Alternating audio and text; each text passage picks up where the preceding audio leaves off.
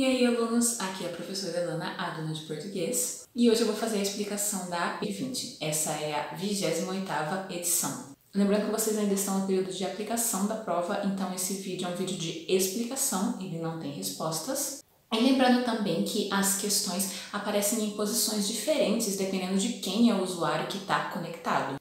Então a sequência em que eu vou explicar elas aqui para vocês pode não necessariamente ser a mesma sequência em que elas vão aparecer quando você estiver conectado. Se você precisa de eu já gravei.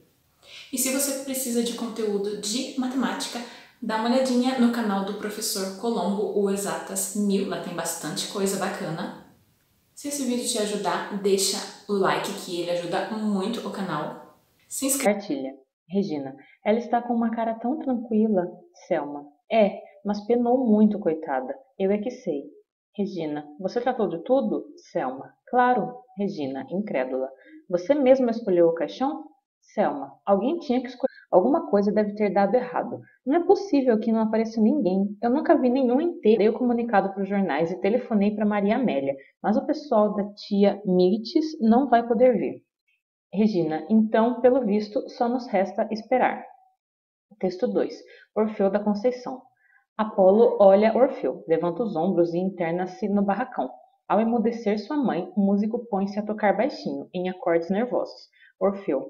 Ah, minha mãe, que bobagem! E para que ofender o meu velho, homem tão bom quanto músico, ele que me ensinou tudo o que eu aprendi, da posição à harmonia, e que se nada fez é porque fez demais, fez poesia. Clio. Eu acho que é Clio, tá? Se eu estiver lendo alguma coisa errada é porque tá um pouco embaçadinho. Ah, que eu já estou muito chata desta vida. Tomara já morrer. Orfeu. Morrer sem ver. O filho do seu filho que vai ser o maioral dos maiorais? Clio, chegando-se a ele. Que conversa é essa, meu filho? Orfeu, pondo-lhe as mãos nos ombros. Tão grande minha mãe e ainda tão boba. Recomeça a tocar. Minha mãezinha, eu quero me casar com Eurídice. Clio, a voz desesperada. Com Eurídice, meu filho? Mas para quê? Orfeu, dedilhando docemente. Eu gosto dela, minha mãe. É um gosto que não me sai nunca da boca. Um gosto sem palavras, como só a música pode saber. Dedilho o violão, como à procura da expressão que lhe falta. Uma característica do texto teatral do gênero comédia, texto 1, que é diferente do gênero tragédia, texto 2, é a apresentação de núcleos familiares, a presença de vários conflitos, a referência ao tema da morte, a sugestão de sentimentos exagerados, a utilização do recurso da ironia. Bom, então aqui ele está dizendo o seguinte, que o texto 1 é uma comédia e que o texto 2 é uma tragédia, e ambos são textos teatrais, feitos para serem ensinados no teatro, né, com essa diferença de que o 1 é comédia e o 2 é tragédia.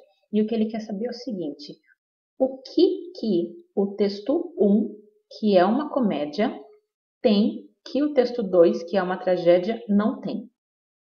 Qual é a característica que tem aí no texto do gênero comédia, né, que é diferente no gênero tragédia aí, né? O que muda do gênero comédia para o gênero tragédia, tá? Então, daí vocês pensam na alternativa, vê aí qual é a diferença que vocês encontram entre os dois textos, né? Ver qual que é o objetivo da comédia, né? Qual que é o da tragédia, para encontrar a resposta. 2. No texto 1, no trecho, um programa bem mais interessante do que enterrar a avó, os termos destacados foram usados para estabelecer uma comparação, indicar uma contraposição, introduzir uma explicação, marcar uma consequência, sugerir uma condição. Então, ele está falando assim, ó, que uma coisa é mais interessante do que a outra, né? Se eu dissesse um outro exemplo, como, vamos supor, Marcos é mais alto do que Joana. O que eu estou fazendo quando eu coloco um ao lado do outro e falo uma frase como essa? Estou fazendo uma comparação, uma contraposição, uma explicação, uma consequência, né, mostrando uma condição. É nisso que vocês têm que pensar. Atividade 3. A roceira. Minha mãe nasceu na roça e eu criei-me na palhoça. Eu sou filha do sertão, sou delgada e sou faceira, como o leque da palmeira, como o ramo do chorão. Eu vagueio pelos campos, semelhante aos pirilampos, às mariposas azuis. Sei cantar, e canto e choro, sei bordar com fios d'ouro, sei rezar na minha cruz. Eu sei tudo quanto quero, sou esbelta, sou faceira, como a rama do chorão. Minha mãe nasceu na roça, eu criei-me na palhoça, eu sou filha do sertão. A quem amo? Não o digo. Fique o segredo comigo, guardado no coração. Amo os valos, amo a roça. Eu criei-me na palhoça, eu sou filha do sertão. A linguagem que predomina nesse texto é comumente usada em bate-papos virtuais, entrevistas de emprego, jogos de futebol, reuniões de família, sarais literários. Bom, aqui ele quer saber, né, em que situação eu usaria a linguagem que tem nesse texto, né? Então, assim, o estilo que ele usa para falar e tudo mais, né, que ele usa aqui nesse poema, eu usaria em que circunstância? Eu falaria desse jeito num bate-papo virtual? Ou então numa entrevista de emprego, eu falaria dessa maneira? Eu escreveria dessa maneira? Em um jogo de futebol, em uma reunião de família ou em um sarau literário, né? Sarau literário é aí uma apresentação em que eu vou reunir vários textos literários e tudo mais para apresentar, para declamar, para mostrar, para exibir para as pessoas, né? Então, em qual circunstância dessas eu usaria uma linguagem como essa? 4. Nesse texto, no verso sou delgada e sou faceira, primeira estrofe, o termo destacado foi usado para acrescentar uma informação, apresentar uma explicação, indicar conclusão, marcar contraste, mostrar alternância. Percebam que na questão 4 é o mesmo raciocínio da questão 2, só que ele muda a palavra, né? Mas ele basicamente está dando aí uma palavra e ele quer que você diga, né, o que esse termo indica. Né? Então, por exemplo, no caso dessa palavra e, né, quando ele é utilizado aí numa situação como essa, ali como um conectivo, ele vai dar uma ideia de soma, né? Então, por exemplo, se eu falar eu sou delgada e sou faceira, quer dizer que eu sou delgada, mas somando a isso, eu também sou faceira. Então, é essa a ideia que ele dá. Então, baseado nisso, vocês têm que ver se está acrescentando informação, explicando, indicando conclusão, mostrando um contraste entre as ideias, né? Uma diferença entre as ideias, ou mostrando tipo uma alternativa, né? Tipo fazer uma coisa ou outra. 5. Então aí continua, né, com o texto da questão 3. A qual contexto esse texto faz referência? A crítica ao sistema patriarcal, a denúncia dos problemas sociais, a importância dos valores religiosos, a representação do amor idealizado, a valorização da cultura regional. Bom, só explicando aqui o termo sistema patriarcal, né, sociedade patriarcal, é aquela sociedade que é baseada aí no homem como centro, assim, como a autoridade, né, como aquilo que vai comandar uma série de ações da sociedade, né. Amor idealizado é aquele amor, assim, que eu fico imaginando como puro, perfeito, como maravilhoso e etc. Né. Os outros acho que não tem muito o que comentar, mas vamos voltar para o texto, eu vou destacar. Aqui na a gente não precisa nem voltar, né, porque aqui no finzinho já tem um trecho que eu posso destacar para vocês. Então, olha só, né, o que o lírico fala, que ama a roça, né, que se criou na palhoça, que é filha do sertão. Então, ele tá, assim, tipo, falando que ele gosta muito do local ali, da região em que vive, né, e baseado nisso tudo que ele fala e no que eu expliquei a respeito dos outros, vocês conseguem encontrar o que tem aí, né, nesse poema. Atividade 6. Maísa, quero continuar trabalhando porque quero fazer diferença no mundo. Novo programa. Quero transmitir diversão e leveza. O diretor artístico Fernando acho que é Pefégio, me ligou para contar que meu programa havia sido aprovado pelo SBT. Eu estava em um lugar em que não podia esboçar a minha emoção. Meus pais queriam saber o que estava acontecendo. Chamei eles no cantinho e tive que sussurrar a notícia, mas a minha vontade era de gritar para o mundo inteiro. Já no dia seguinte, tive uma reunião na emissora e recebi a permissão de confirmar a notícia. Aí eu pude contar para o Nicolas, para os meus amigos, para todo mundo. Dedicação. A preparação para o programa é interessante. Fazemos uma limpa na vida dos nossos entrevistados. Sou muito curiosa por natureza e também gosto de ir descobrindo fatos durante as entrevistas.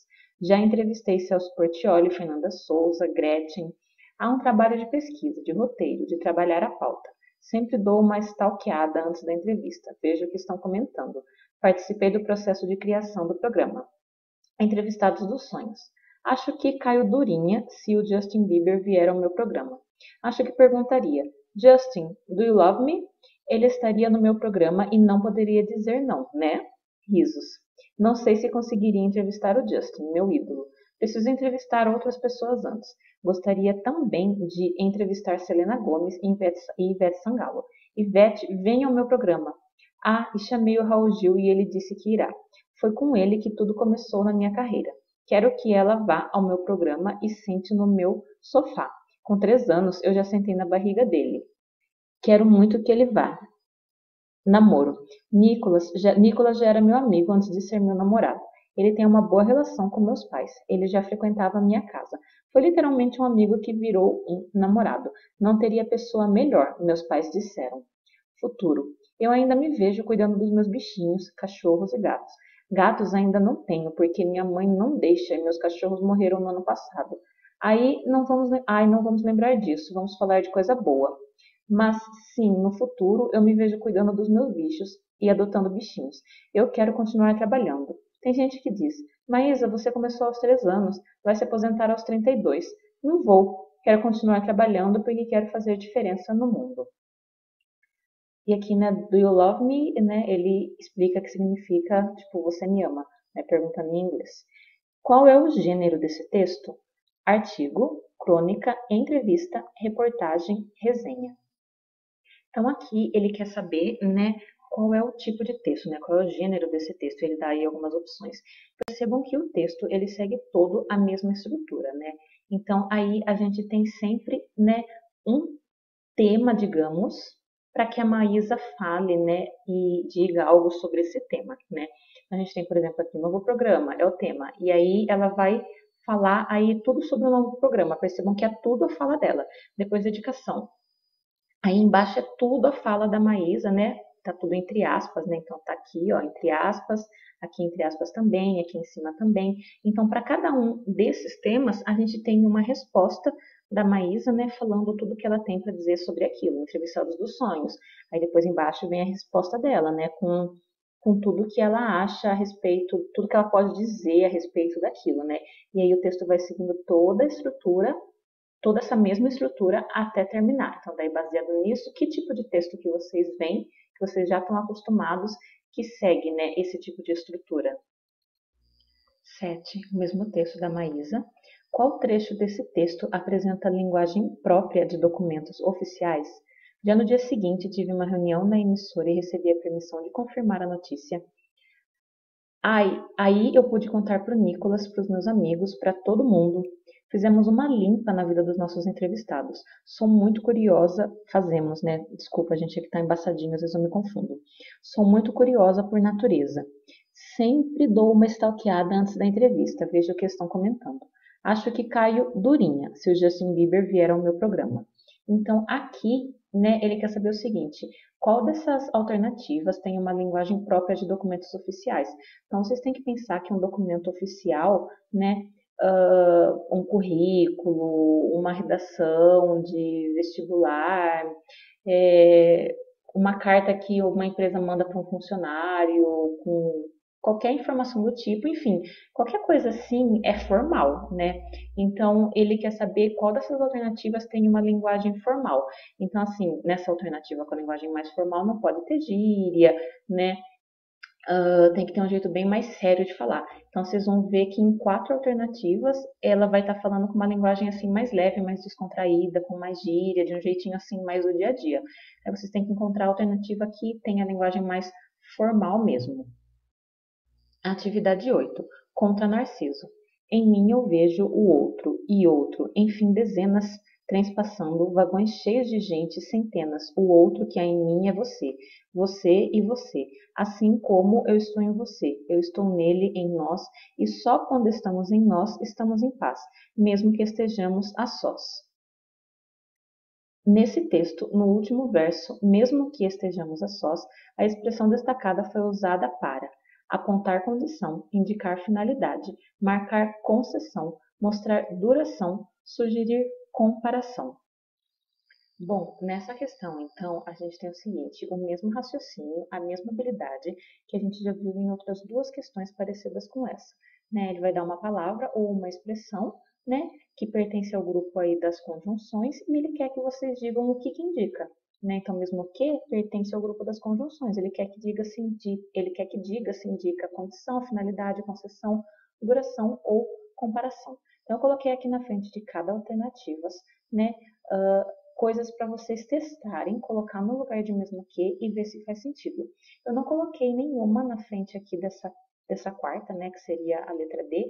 Não coloquei nenhuma na frente dessas para vocês testarem, que duração, tipo, nem entraria aí na classificação das conjunções, né? Então, tipo, já tô até dando a dica aí de onde não olhar na questão, mas enfim.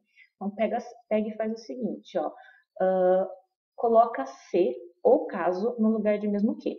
E aí eu grifei aqui, né, inclusive, que é para vocês analisarem dentro do contexto. Então, vocês vão colocar na cabeça de vocês. Pensa assim, ó, estamos em paz se estejamos a sós? Faz sentido? Mudou o sentido?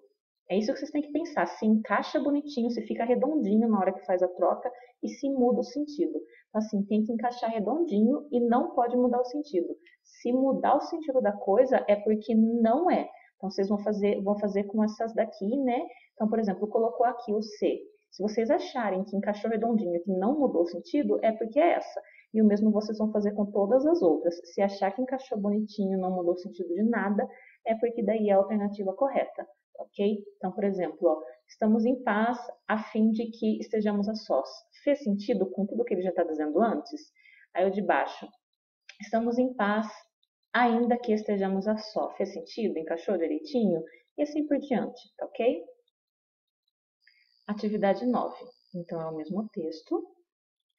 Esse texto é considerado literário porque apresenta um pensamento reflexivo, expõe acontecimentos imaginários, faz uso de linguagem rebuscada, possui repetição de vogais para imitar sons, tem um formato semelhante a um soneto. Bom, essa questão, então, quer saber o seguinte, por que esse texto é considerado literário? Então, ele não está perguntando se é literário, ele está afirmando, ele está dizendo, esse texto é literário sim, e eu quero saber por que ele é literário, tá? Então, assim, quando a gente pensa em texto literário, a gente tem que pensar o seguinte, é um texto que tem uma função aí mais estética, tá? De causar aí uma determinada emoção no leitor e etc, né? E vai focar aí em acontecimentos ficcionais. Isso é o texto literário. Já o texto não literário é aquele texto que vai ter uma função assim mais utilitária, mais de utilidade mesmo, de informar, de comunicar algo e que não é aí ficcional. Então, considerando essas diferenças de texto literário e texto não literário, vocês conseguem encontrar aí, né, qual é a alternativa que justifica, por que esse texto é considerado aí literário, tá? Só aqui explicando algumas palavras, alguns termos, deixa eu ver, rebuscada, tá? A linguagem rebuscada é uma linguagem muito exagerada, muito enfeitada, muito cheia de coisas, tá? Então, considerando isso, vocês conseguem encontrar qual a alternativa que justifica por que esse texto é literário.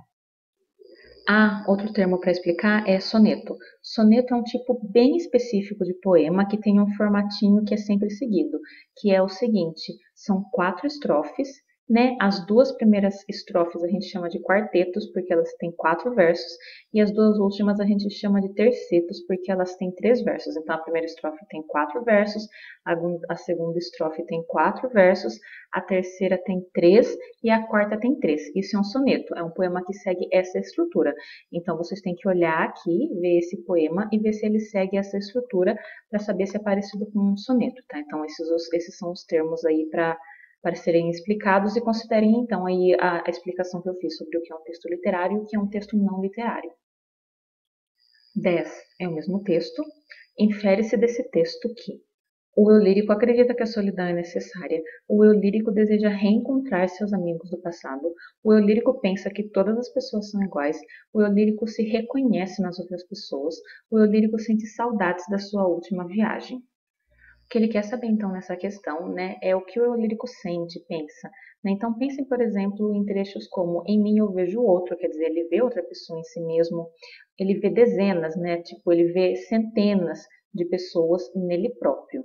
Então, pensem em tudo isso que ele fala, né, que ele tá, eu estou em você, eu estou nele, em nós, né, estamos em nós, estamos em paz, mesmo que sejamos a sós. Tipo, não, tudo bem tá sozinho, tudo bem tá a sós, né? Tipo, estamos em paz nessas circunstâncias. E aí pensem nisso tudo para encontrar o que o eu lírico sente. Atividade 11. Navio negreiro. Ontem a serra-leoa, a guerra, a caça ao leão, o sono dormido à toa, sob as tendas da amplidão. Hoje o porão negro, fundo, infecto, apertado, imundo, tendo a peste por jaguar, e o sono sempre cortado. Ontem plena liberdade, a vontade por poder. Hoje cúmulo de maldade. Nesse texto, as palavras damplidão e cúmulo pertencem à linguagem arcaica, científica, coloquial, jurídica, regional. Então, nessa questão, ele quer saber essas duas palavras, damplidão e cúmulo. Esse cúmulo aqui, que tem o apóstrofozinho entre o M e o L, é como se ele estivesse dizendo cúmulo, só que falou muito rápido, juntou tudo, e tirou o U. E ele quer saber qual é a linguagem, que a gente tem nessas duas palavras. Então, aqui, explicando alguns termos, uma linguagem arcaica é uma linguagem antiga, que foi usada, no passado, antiga, e que hoje, já virou antiga. Científica da ciência, coloquial é a mesma coisa que uma linguagem informal, ou seja, uma linguagem de uma situação bem assim, leve, tal, tranquila, informal, enfim, com gírias, que você usa para falar com uma pessoa próxima e etc. Jurídica seria uma linguagem aí, de ambiente de artigo jurídico, que eu falo, você vai usar aí um advogado, um juiz, etc. E regional, que seria específica de uma determinada região ali, de um lugar. Então, considerando a explicação de cada um dos termos, vocês conseguem encontrar aí, que tipo de linguagem que a gente tem aqui, qual que encaixa melhor, dentre essas possibilidades. Atividade 12. Então, aqui também o mesmo texto. A qual contexto histórico esse texto faz referência? À época das grandes navegações, à Revolução Industrial, ao ciclo do ouro, ao período de escravidão, ao regime militar. Então, aqui ele quer saber a que momento da história esse período está fazendo referência. Então, considerem o seguinte, ele foi escrito pelo Castro Alves, essa é uma informação importante, porque era um poeta que falava bastante sobre esse tema, que a questão pede. Olha como é que chama, navio negreiro, ou seja, negreiro porque está carregando pessoas negras.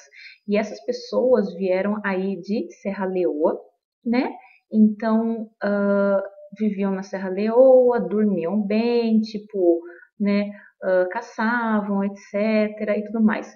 Ontem eles viviam lá em Serra-Leoa nessa situação boa, era a vida deles. E aí hoje eles estavam sendo transportados num porão, negro, fundo, infecto, imundo, etc., com peste e tudo mais, dormindo sono cortado. Que ontem eles tinham liberdade e vontade por poder e hoje eles estavam vivendo aí o cúmulo dessa maldade. Então, considerando tudo isso, vocês conseguem encontrar a que momento histórico ele está fazendo uma referência. Atividade 13. Becos de Goiás.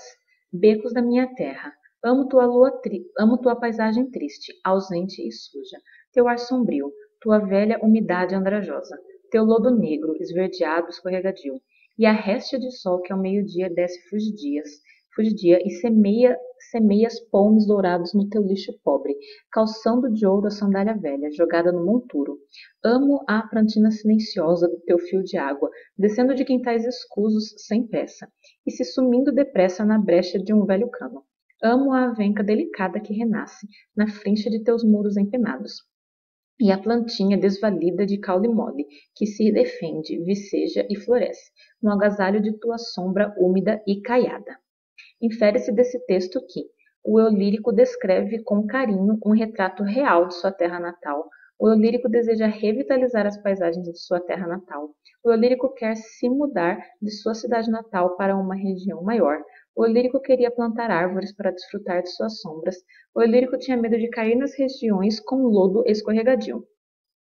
Então, essa questão, ele quer saber o que é que o eu lírico está se expressando no poema. Então, ele está falando de Goiás, ele fala becos de Goiás, ele vai falar becos de minha terra, e ele vai descrever essa terra aí em Goiás. Então, ele vai falar do ar que ele ama a paisagem triste, ausente e suja, Aí ele fala, o ar sombrio, a umidade, o lodo, a réstia de sol e etc. Ele vai falar que ele ama os becos da terra dele, que ele ama tudo isso. Pois ele diz: amo a plantina silenciosa do teu fio de água, né? Amo a venca delicada que renasce, etc. Então ele vai descrevendo aí a terra natal dele, né? Vai falando desses locais de Goiás, né? Mostrando aí como que é esse lugar e descrevendo e falando que ele gosta ali daí. Então, baseado nisso, vocês vão procurar aí a alternativa que mostra, né, o que a gente percebe aí do sentimento do que está sendo expresso pelo eu lírico. 14. Então, aqui é o mesmo texto. O que torna esse texto literário? A descrição de memórias afetivas, a disposição em formato de soneto, a presença de elementos irreais, o emprego de vocabulário em desuso, o ritmo resultante de sons iguais. Então, aqui, vocabulário em desuso seria vocabulário que não se usa mais, que deixou de ser usado, né? Soneto, eu comentei com vocês algumas questões atrás, que é aquele poema que tem aquela estrutura certinha, né? Primeira estrofe 4 versos, segunda estrofe 4, terceira estrofe 3 e quarta estrofe 3, né? Exemplos, ele tem esse formato, né? E então, explicando esses termos, né, e considerando aquilo que eu já expliquei anteriormente também sobre como é um texto literário, vocês conseguem aí encontrar, né, a alternativa correta. 15. Competição entre robôs e humanos afetará salários, diz economista.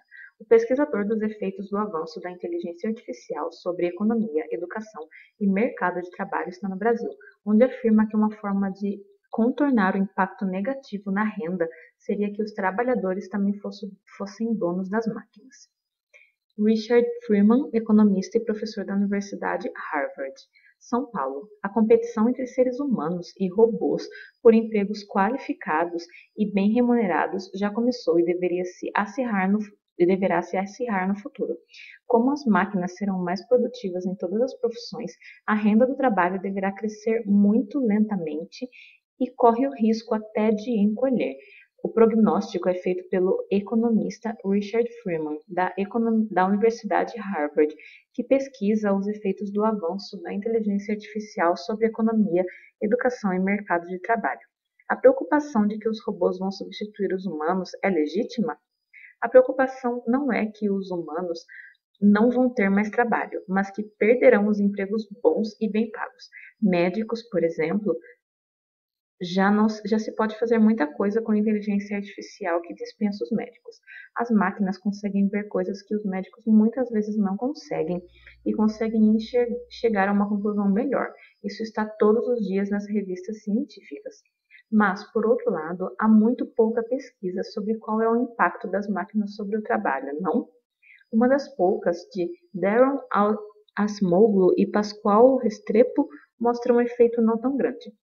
Sim, muitos países hoje estão com pleno emprego, mas a renda está crescendo cada vez mais devagar. O sinal deste efeito nas máquinas não será no emprego, mas nos salários. Não vamos mais conseguir o tipo de emprego que paga bem. A forma como fazemos as coisas está mudando e não há como impedir isso. Como esse crescimento mais lento da renda se relaciona com a robotização, há muito pouca evidência, mas o trabalho de Acemoglu mostra que, nas cidades em que os robôs entraram, os salários caíram. Algumas das funções de vocês hoje já são desempenhadas por jornalistas robôs. Os robôs, por enquanto, só escrevem sobre esporte. Este time ganhou daquele, portanto. Nada muito complexo, mas a inteligência artificial os fará cada vez melhores. Portanto, se você pleitear aumento de salário, precisará entender que haverá robôs cada vez melhores e mais baratos que poderão substituí-lo.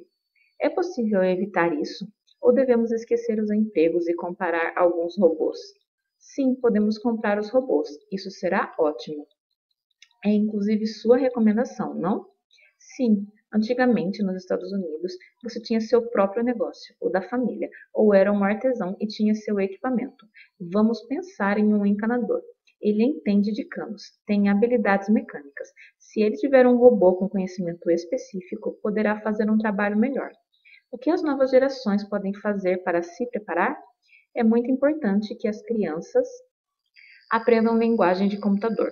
Não precisam virar programadores, mas entender o que as máquinas são capazes de fazer para poder funcionar nesse novo mundo. A Universidade de Illinois passou a unir todas as carreiras com ciências da computação. Se você estuda jornalismo, também estuda ciência da computação e tem uma dupla graduação para ter uma ideia do que é preciso na sua área em relação à tecnologia, para estar preparado e se ajustar.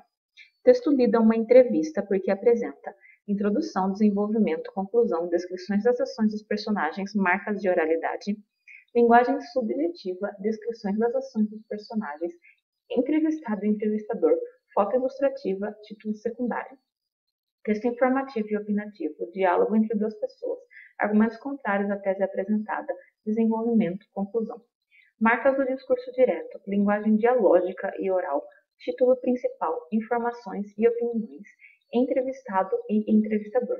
Título e subtítulo, introdução, personagens principais e secundários, linguagem subjetiva, argumentos favoráveis à tese apresentada. Bom, essa questão quer saber por que esse texto é uma entrevista. Então, ele está afirmando que é uma entrevista e ele quer que você diga aí por quê, tá? Então, nas alternativas aí, vocês têm que encontrar aquela que somente coloca características aí que são de entrevista.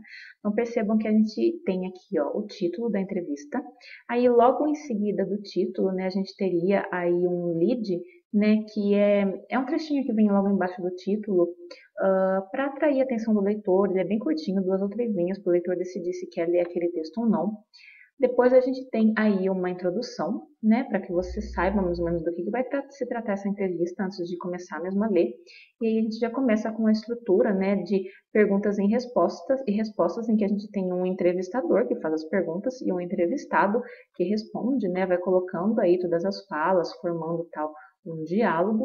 E aí, baseado em tudo isso, vocês precisam encontrar a alternativa que somente tem características de entrevista. Atividade 16.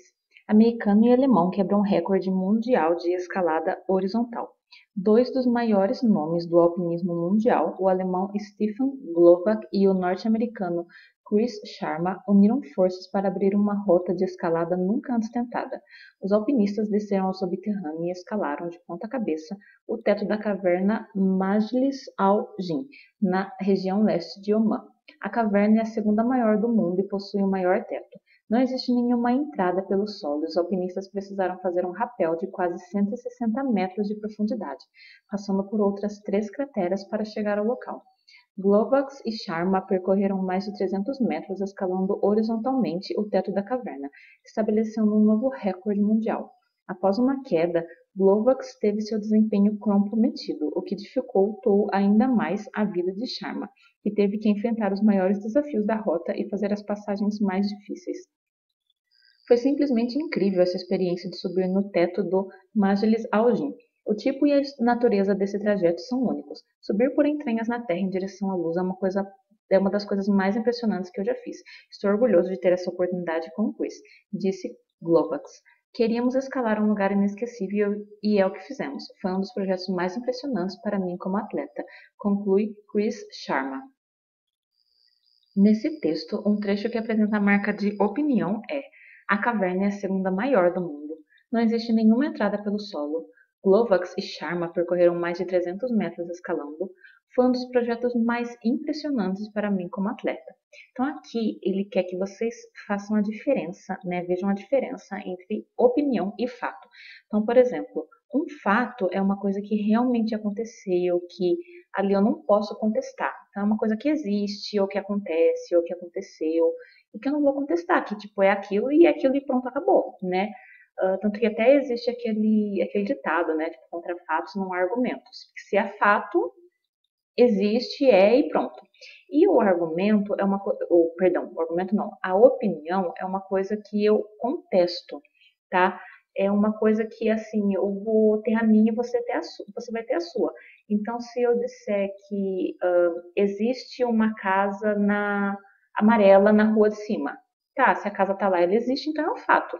Agora, se eu disser que a casa amarela é bonita, é a minha opinião. Você pode contestar e você pode ter outra opinião, e aí você pode dizer que a casa amarela é feia, é a sua opinião, né? Cada um tem a sua, eu posso contestar. Então, ele quer que vocês aqui na alternativa encontrem qual é a única alternativa que tem uma opinião. 3 vão ser fatos, uma vai ser opinião. É essa que vocês precisam encontrar. Atividade 17. Suplemento de algas pode reduzir em 80% gases emitidos por vacas. Um novo suplemento alimentar à base de algas marinhas é capaz de eliminar em 80% o teor do gás metano emitido por vacas leiteiras e de corte.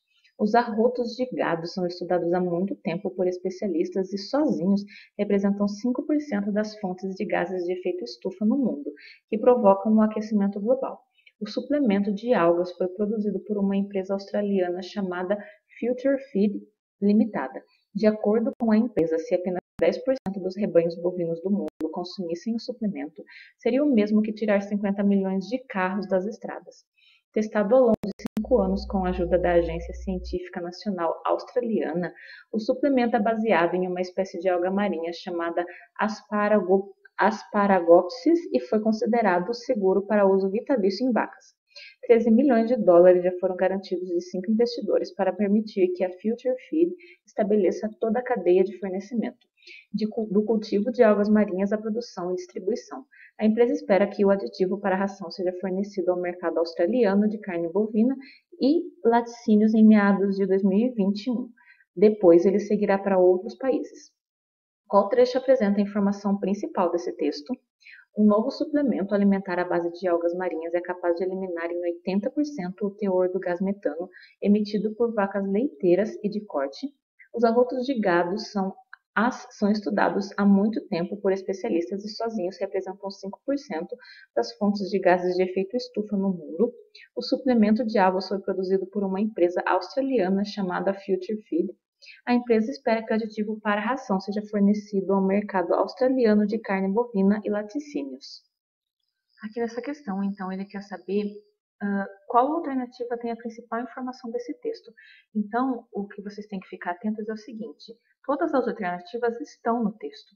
Todas as alternativas são informações que tem no texto, mas ele quer a principal informação, né? Então, considerem, por exemplo, o título, considerem toda a ideia que ele está falando ali no texto, né, desse suplemento de algas, que vai ali, né, reduzir os gases emitidos por vacas e aí, consequentemente, né, diminuir o efeito ambiental e tudo mais. E considerando tudo isso, vocês conseguem encontrar a alternativa que tenha aí a informação principal do texto. Atividade 18. Por que os ovos de aves podem ter cores tão diferentes, segundo a ciência?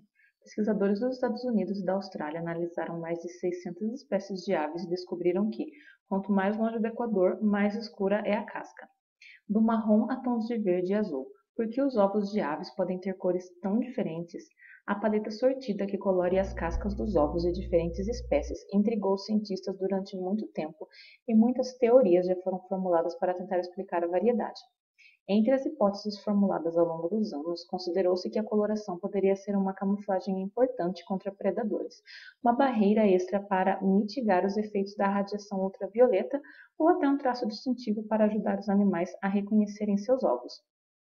Pesquisadores dos Estados Unidos e da Austrália acreditam, no entanto, terem finalmente encontrado a resposta. Descobrimos que os ovos tendem a ser mais escuros em locais com clima mais frio e mais claros ou com cores mais variadas em áreas mais quentes, próximas à linha do Equador, disse Daniel Henley, professor de Ecologia e Evolução na Universidade de Long Island, em Nova York. Ele e outros 5 colegas analisaram as tonalidades dos ovos de 634 espécies que habitam diferentes regiões do planeta. Com base nos dados, os pesquisadores montaram um mapa de distribuição que mostra que os ovos mais escuros são mais comuns em regiões mais frias. À medida que as espécies se distanciam dos polos, os ovos têm cores mais claras.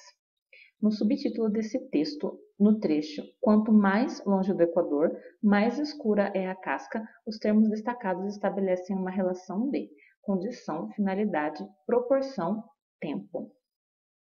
Então aqui a gente tem mais uma questão em que a gente precisa descobrir qual o efeito, né, qual é a relação que a gente tem aí da conjunção. Acho que é a quarta já nessa prova que segue essa mesma lógica, né? Caíram várias assim.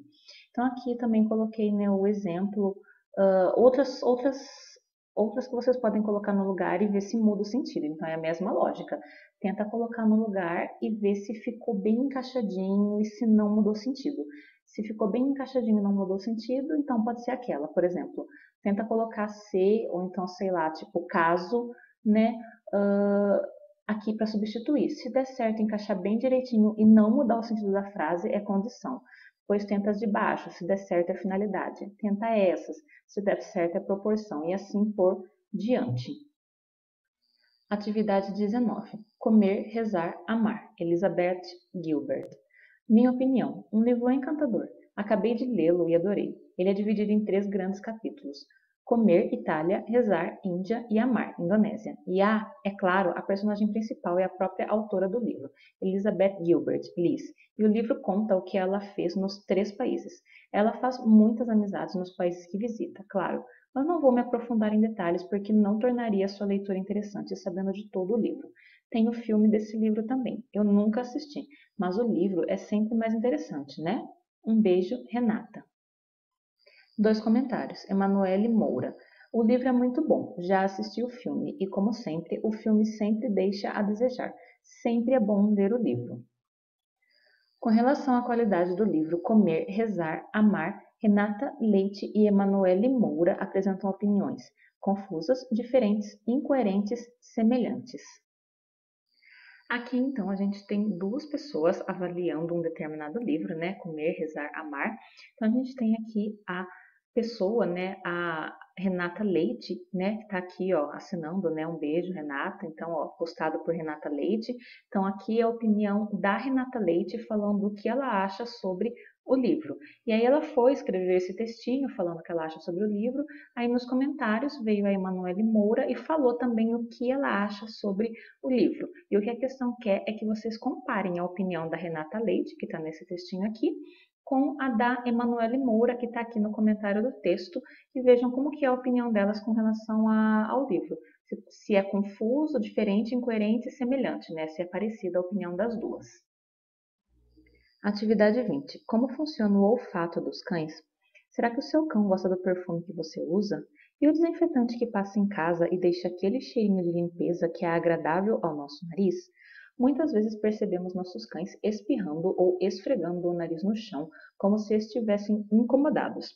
E eles realmente podem estar. Cheiros que podem ser agradáveis e discretos podem ser muito irritantes e desagradáveis para aqueles que cheiram milhares de vezes mais que nós. De todos os 5 sentidos de um cão, olfato, audição, visão, paladar e tato, o olfato é o mais desenvolvido.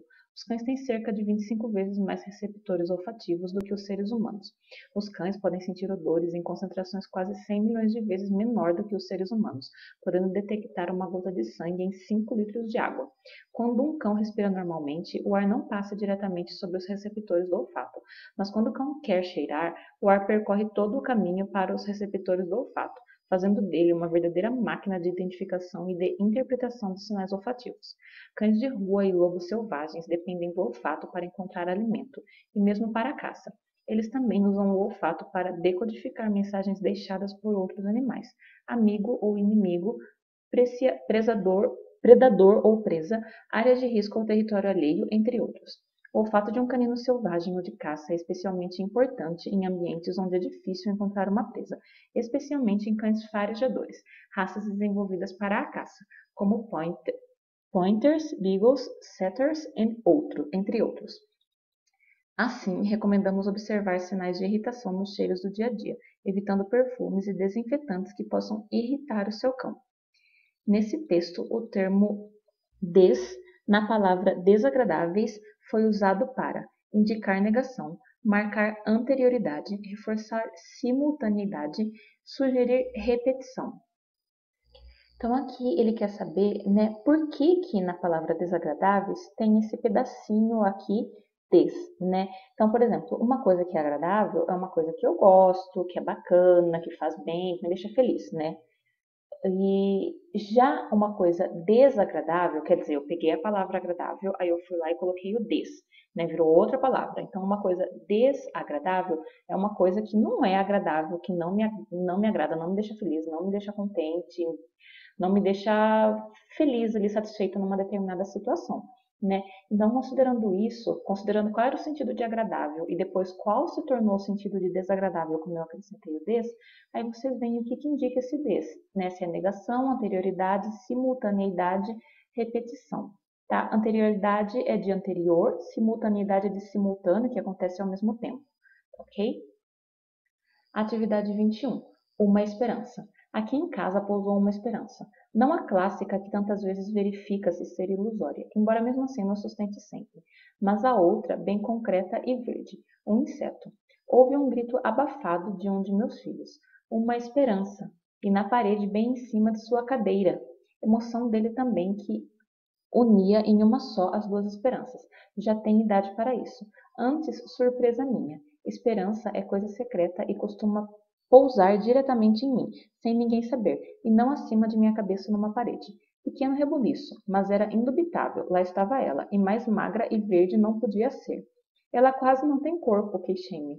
Ela só tem alma, explicou meu filho, e, como filhos são uma surpresa para nós, descobri com surpresa que ele falava das duas esperanças.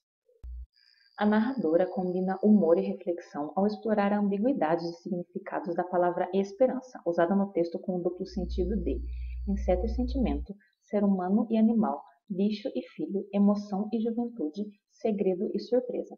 Então aqui ele está falando o seguinte, né, que tem uma ambiguidade na palavra esperança dentro do texto. O que é ambiguidade? É nada mais nada menos do que duplo sentido, né? Ele até usa aqui duplo sentido.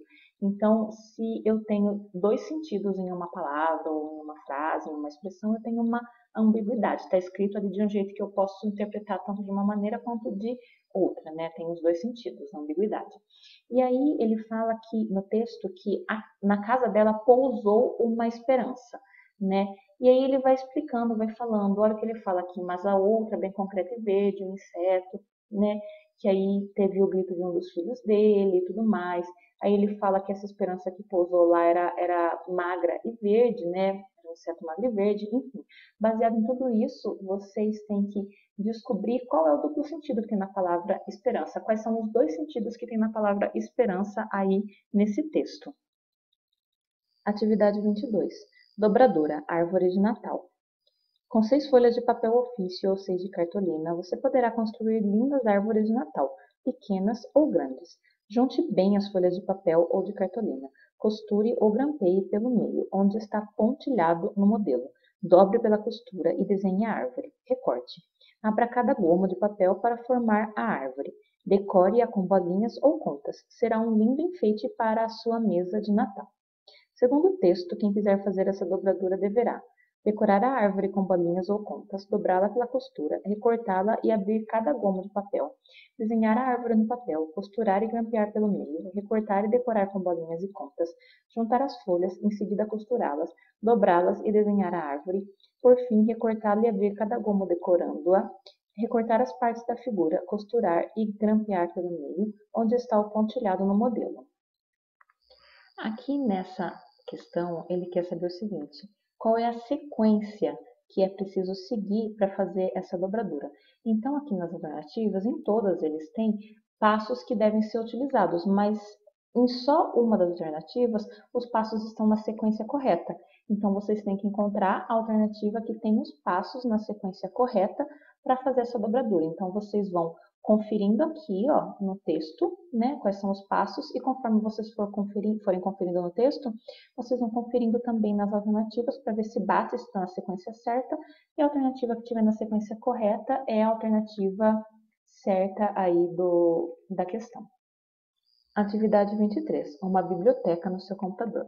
Site traz um enorme acervo de textos, sons e imagens para pesquisas escolares. Toda vez que bate a vontade de ler um bom livro ou surge a necessidade de se fazer um trabalho para a escola, procurar a biblioteca é uma iniciativa natural. Afinal, lá a gente encontra, além de livros, ilustrações, CDs, documentos históricos e muitos outros materiais de consulta. Mas nem sempre é fácil achar um centro de pesquisa. Muitas vezes não há biblioteca na escola, nem nas redondezas da nossa casa. Para facilitar essa busca, a Escola do Futuro, da Universidade de São Paulo, USP, em parceria com outras instituições ligadas à educação, criou a Biblioteca Virtual do Estudante Brasileiro, ou BibVirt, simplesmente. Essa é uma biblioteca que você pode consultar via internet. Acessando o site, você encontra um enorme acervo de textos, sons e imagens sobre os mais variados temas. Segundo Frederic Lito, um dos responsáveis pela BibVirt, a biblioteca virtual não diminui o interesse pelas públicas. Para ele, as bibliotecas prestam um serviço importante, difícil ou até impossível de ser substituído completamente. Bibliotecas constituídas de livros vão continuar a existir, mesmo quando todas as casas, as escolas e os locais de trabalho tiverem computadores, explica ele. O computador é bem para consultas rápidas. Segundo o texto, a BibVirt será útil aos estudantes porque facilitará o acesso à informação, iniciará o aluno no uso do computador, permitirá que os alunos se comuniquem com os professores, possibilitará acesso a menos informação. Segundo o texto, a BibVirt será útil aos estudantes porque facilitará o acesso à informação, iniciará o aluno no uso do computador, permitirá que os alunos se comuniquem com os professores, possibilitará acesso a menos informação. Então aqui ele quer saber, né, a interpretação de texto realmente, por que vai ser útil essa BibVirt para os estudantes, né? Então, lendo aí, vocês veem que ela foi criada para que os alunos tenham acesso aí a livros, né, pela internet, é um acervo grande de livros, né, às vezes porque tem dificuldades de estar numa biblioteca física, então tem acesso a essa aí pela internet, né? Então, baseado nisso, o que vai acontecer? Por que vai ser útil? Porque vai ter mais os alunos vão ter mais acesso à informação, né, aí com os livros, porque os alunos vão aprender a usar o computador, porque os alunos vão se comunicar com os professores, ou porque vai dar menos acesso à informação, né? Só questão de interpretar mesmo. Atividade 24. Leia o texto abaixo. No processo de formação e derivação das palavras, há uma grande quantidade de sufixos que podem ser agregados às suas raízes para lhes conferir novos sentidos. A palavra injustiça, por exemplo, descrita no dicionário Royce como um adjetivo que tem o significado de ausência de justiça, é formada a partir da agregação do prefixo in, partícula que tem justamente essa função de negar o valor das palavras às quais é adicionado a palavra justiça. Outro exemplo de palavra de igual valor formada a partir do mesmo prefixo é introvertido, indefinido, instrumento, intracerebral. Então ele está falando aqui, ó, do prefixo in, né, que é assim um pedacinho de palavra, uma partícula que vai ser acrescentada a uma palavra que já existe, né, para poder negar. Então, por exemplo, injustiça, né, eu acrescentei o in à palavra justiça. Então, se justiça é uma coisa justa, boa, certa, fazer o que é certo, quando eu coloco o in, eu vou falar daí o oposto, né? Injustiça é aquilo que não é correto, que não é justo, que não é o certo, né? Então, ele quer saber qual das alternativas tem uma palavra que tem aí o mesmo valor, né? Que é formada com o mesmo prefixo, que está negando também. Então, para descobrir se está negando, por exemplo, vocês têm que fazer o seguinte: vamos supor a palavra inteligente. Inteligente é a negação da palavra inteligente? Não, não existe. Então, se tivesse, por exemplo, a palavra inteligente aqui, eu já ia excluir, não ia servir, né? Agora, se eu dissesse insatisfeito. Satisfeito é quem está feliz, contente com algo. Insatisfeito é quem não está feliz, quem não está contente com algo. Então, nesse caso, né, o in está servindo para negar, né, para dar essa ideia de oposto. Então, ele quer a alternativa em que acontece isso. Então, vocês vão fazer esse teste, como eu fiz com inteligente e insatisfeito. Se não tiver nada a ver, como no caso de inteligente não tem nada a ver, vocês descartam. Agora, se como no caso de insatisfeito, esse exemplo que eu dei, tiver dando esse tom assim de negação, tipo insatisfeito, né, é o contrário, aí é a negação, né, de satisfeito, insatisfeito é alguém que não está satisfeito, aí vocês, se tiver esse sentido, aí daí é a alternativa correta que ele quer. Atividade 25. Pescaria. Cesto de peixes no chão. Cheio de peixes o mar. Cheiro de peixe pelo ar. E peixes no chão. Chora a espuma pela areia, na maré cheia. As mãos do mar vêm e vão. As mãos do mar pela areia, onde os peixes estão. As mãos do mar vêm e vão, em vão. Não chegarão aos peixes do chão. Por isso chora na areia a espuma da maré cheia. Assinala a alternativa em que há uma personificação, isto é, sentimentos e atitudes de pessoas atribuídos a um ser inanimado. Cestos de peixes no chão, cheio de peixes o mar. Cheiro de peixe pelo ar e peixes no chão. Chora a espuma pela areia na maré cheia. Não chegarão aos peixes do chão. Então aqui ele quer saber em qual alternativa eu tenho uma personificação. Né? O que é uma personificação? Personificação é quando eu pego e eu dou características humanas a um ser que não é humano. Então, por exemplo, eu dou características humanas a um objeto, a um animal, né? Que são seres que não são humanos. Então, por exemplo, se eu falo que o cachorro tem nariz e não focinho, eu estou personificando, dando uma característica humana aí. Né? Se eu disser, por exemplo, que as nuvens lamentam a partida do homem que eu amo. né? Nuvens não lamentam, quem lamenta, né, é ser humano. Então, quando eu digo que as nuvens lamentam, eu estou personificando as nuvens, estou fazendo uma personificação. Então, vocês têm que achar a alternativa que faz isso aqui, ok? 26. Folhinha entrevista presidente do Clube dos Escritores Imortais, Luiz Soares. Era uma vez um grupo de escritores que decidiu criar um lugar para trocar ideias sobre suas obras, histórias e paixões. Assim nasceu a Academia Brasileira de Letras, há 115 anos. A presidente é Ana Maria Machado, 70, autora de clássicos infantis como Bisabia, Bisabel e Uma História Meio ao Contrário. Segunda mulher a presidir a academia, já publicou mais de 100 livros para adultos e crianças e recebeu o prêmio Hans Christian Andersen, o principal da literatura infanto-juvenil. Folhinha. Qual é o espaço da literatura infanto-juvenil na academia? Ana Maria Machado. Assim como eu, vários escreveram para esse público. É uma característica do Brasil que autores escrevam para adultos e crianças. Em outros países, isso não é comum. Temos João Ubaldo Ribeiro, Nelly da Pinon, Ledo Ivo e outros. Folhinha. Como se sente quando uma criança diz que aprendeu a gostar de ler com suas histórias? Ana Maria Machado. É muito emocionante. Dá um calorzinho por dentro saber que peguei pela mão alguém para trazer a essa experiência enriquecedora que é a leitura. O texto apresenta uma organização comum às entrevistas no geral, que é a distribuição da mensagem em gráficos e tabelas, artigos e parágrafos, itens e diagramas, perguntas e respostas. Então essa é uma questão bem tranquila, bem facinha, e ele quer saber, né, qual que é a estrutura típica de entrevista que tem aí nesse texto, né? O que que tem numa entrevista, né? A gente até comentou sobre entrevista numa das questões anteriores, mas como que é a estrutura de uma entrevista? É um texto que tem gráfico e tabela, artigos e parágrafos, itens e diagramas, ou perguntas e respostas? Então é só daí encontrar, né, qual é a alternativa que mostra a estrutura aí de uma entrevista. Bom, terminamos aqui então a explicação dessa AP. Me deixa um oi, um salve aqui nos comentários, me fala o que você achou, deixa o like se o vídeo te ajudou, se você aprendeu, e compartilha com os seus amigos para ajudar eles também. É isso, até a próxima e tchau, tchau!